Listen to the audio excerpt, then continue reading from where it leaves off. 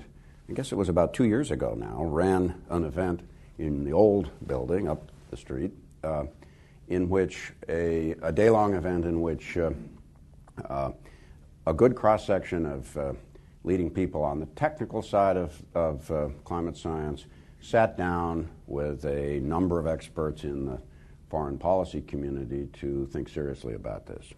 The participation in that group was all North Americans, and we decided we needed to broaden the discourse, and so at the invitation of the government of Portugal, we ran a similar event in Lisbon last April, in which, in addition to North Americans, we had a fair cross-section of folks from across the EU, from Russia, China, India, and elsewhere around the world. And both of these had as their objective to try to get the foreign policy community at least aware of this issue and beginning to think about it. Now I want to talk about two other things before I turn things over to John.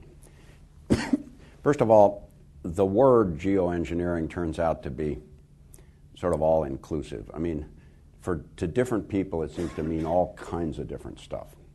The Royal Society in London did an assessment recently. Actually, the discussion in the back of that assessment on governance builds directly on the results of the two workshops we ran, because two of the key authors had been participants in both of those workshops. And they did a very useful thing. They introduced two words: solar radiation management for stuff that involves changing the albedo.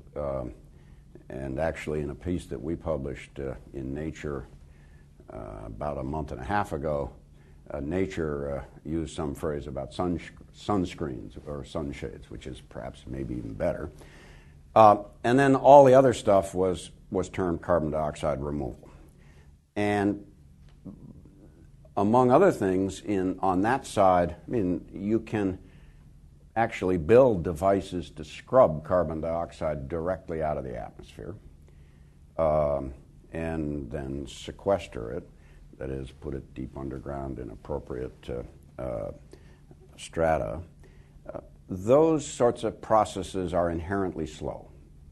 They could be as cheap as $100 to $200 a ton, so they're important. They set an upper bound on what the cost of controlling CO2 might be. But they're inherently slow, and you could do them within the confines of a particular nation. I don't view them as posing significant governance issues. On the other hand, the stuff that involves changing the albedo by, for example, putting very fine particles in the stratosphere, and we can talk a bit more about how you would go about doing that, could be done at relatively low cost, perhaps 1/100th or less the cost of abating emissions, and could be done by a single state operating within the confines of its national borders. I have a doctoral student right now who, in collaboration with groups at Oxford, is doing climate modeling, and while you can indeed reduce the average temperature of the planet, it's imperfect. And the effects are different in different parts of the world, and over time, for example, she has looked at how China and India's climate might evolve, and while they're both closer to today's climate than they would be, say, 80 or 100 years from now, over time, they, in a space of temperature and precip, they move away from each other. Last comment. I think that it would be a real problem. Well, I've published in several places recently an argument that says the time has come to mount a serious research program here. I'm not talking about an enormous amount of money. I'm just saying that to date there's been hardly any serious research. And for two reasons, we need to get serious and understand what could be done and what it might cost.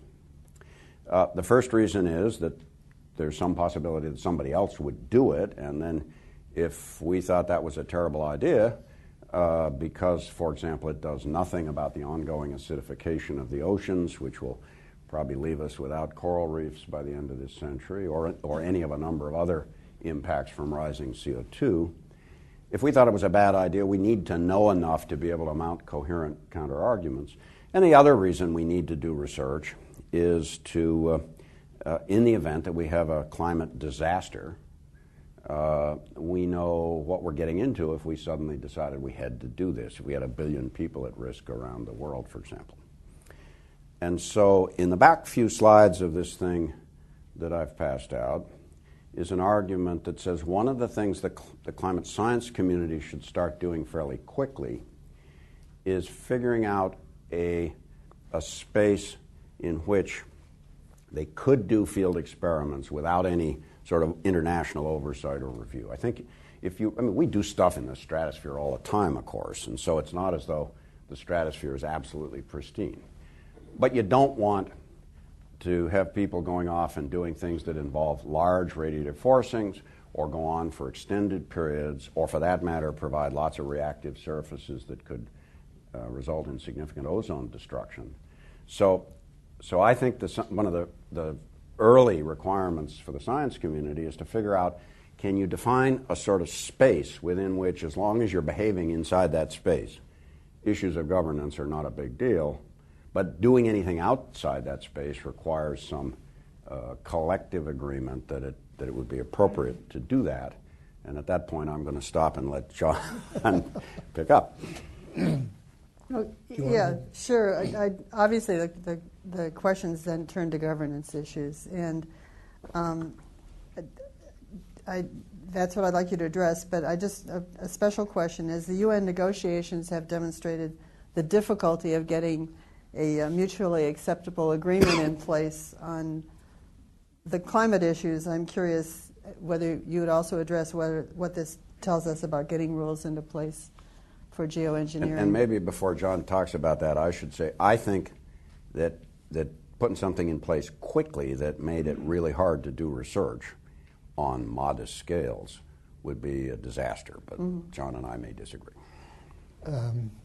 Now, the role I've played is to try to anticipate what kind of rules would have to be applied if in this situation where, there is a technique that almost certainly would work, and it is not very expensive. So it's not as if there's a lot of uncertainty about what to do. There's at least one technique that would reduce, mimicking the volcanoes, would reduce average surface temperature on the order of 0.5 degree centigrade in a single year. But you'd have to keep doing it year after year. So I am anticipating a situation in which the image of global consequence becomes globally distributed, and people start to get concerned about their equity in this. And although I agree that it is desirable and probably feasible to set a limited space such that you could say, well, field experiments in this relatively modest range are okay.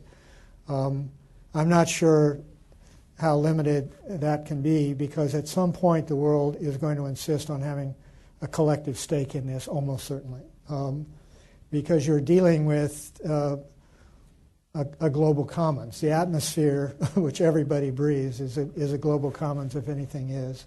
And the basic rules say nobody gets to appropriate for personal or sovereign use, and everybody's equity has to be taken into account.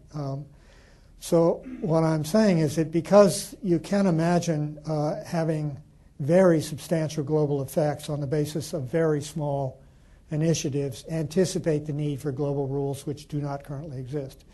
There's no direct legal structure dealing with this question, not surprisingly, because it's just coming on the horizon.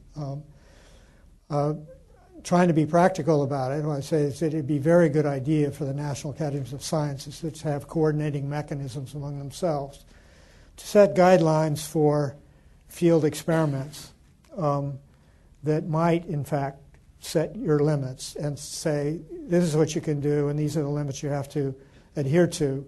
And if you go beyond those limits, what are the guidelines for doing a globally sort of credible review as to the relative merits?